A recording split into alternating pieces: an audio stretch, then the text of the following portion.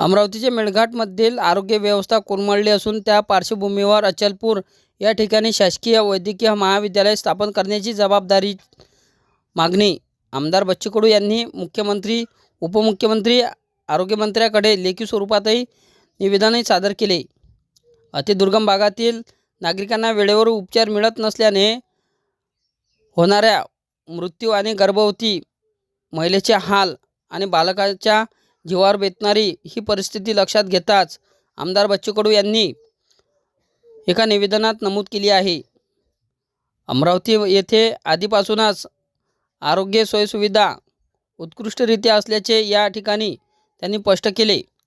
दुसरीकडे अचलपूर, मेळघाट या ठिकाणी होणाऱ्या बालमृत्यू आणि अशीच बिकट परिस्थिती असल्यामुळे अनेक गावे मध्ये बिकट परिस्थिती आहे आणि तेथील रुग्णांना उपचारविना घरातच पडून राहावे लागते। ही परिस्थिती लक्षात घेताच संघर्ष यात्रेच्या माध्यमातून डोंगराळ भागात त्यांनी स्वतः प्रवास करून तेथील परिस्थिती जाणून घेतली आणि हा संपूर्ण परिस्थितीचा आढावा घेऊन त्यांनी शासनाकडे वैद्यकीय महाविद्यालय स्थापन करण्याची देखील मागणी यावेळी केली आहे।